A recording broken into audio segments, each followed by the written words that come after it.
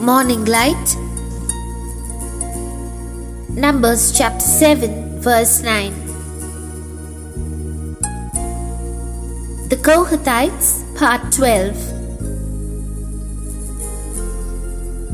The Table of Showbread, part 6.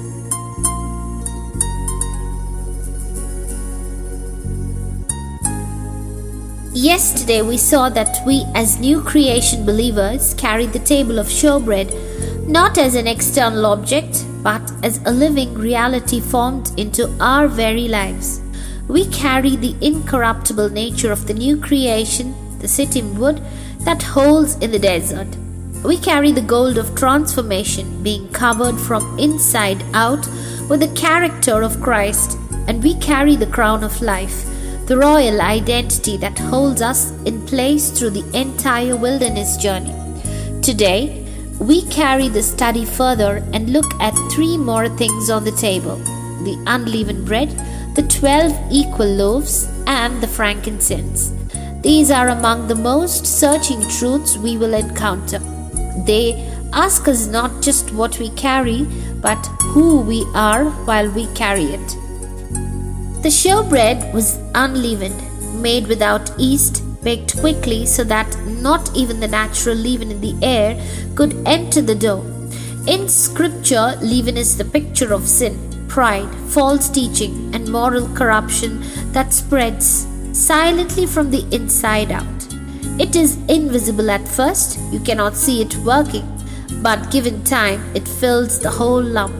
The Feast of Unleavened Bread in Exodus 12 required every household to search for and remove every trace of leaven before the feast began.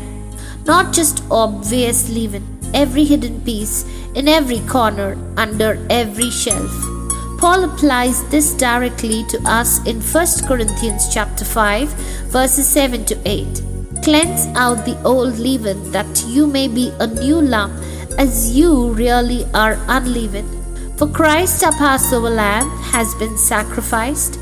Let us therefore celebrate the feast, not with the old leaven, the leaven of malice and evil, but with the unleavened bread of sincerity and truth. Paul says two things in the same breath that must be held together.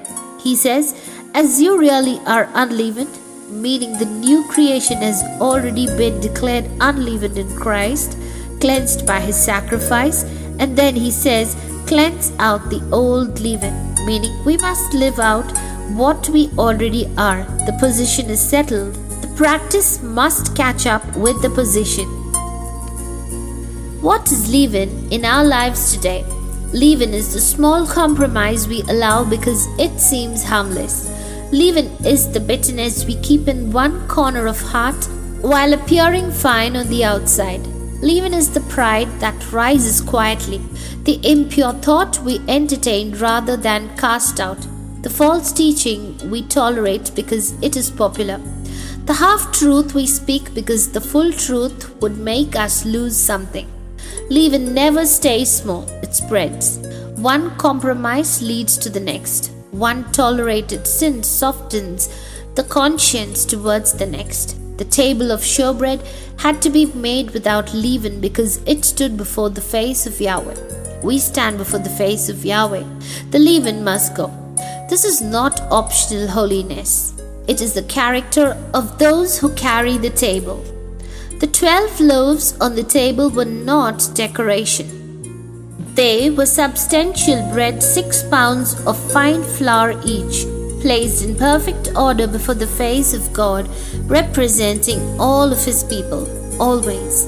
Every Sabbath they were replaced with fresh loaves. The table was never without this bread. It was the Leshem Tamid for continual bread, the bread that never ran out and never ran stale. We live in a world that is starving, but it is not starving for lack of words. It is drowning in words, in opinions, in philosophies, in self-help, in social media voices, in false prophets, in empty religious noise that sounds like bread but has no flour in it. 2 Timothy chapter 4 verses 3 to 4 says, "The time is coming when people will not endure sound teaching, but having itching ears they will accumulate for themselves teachers to suit their own passions, and will turn away from listening to the truth and wander off into myths. The time is not coming, it is here. The world is eating from tables that have no real bread on them, and Yahweh has placed His people in the middle of this world, carrying the table of the continual, genuine, never stale, never false truth of His word. This is what the 12 equal loaves mean for us. We carry the word of God, all of it, not selected parts, not the comfortable verses without the hard ones, not 12 loaves with 2 removed because they are unpopular, all 12, in the right order, before the face of God. We carry the truth when the world is full of delusion. We carry sound doctrine when itching ears want stories. We carry the bread that truly nourishes into rooms where people have been eating spiritual junk food their entire lives. The table was never empty for a single Sabbath through 40 years.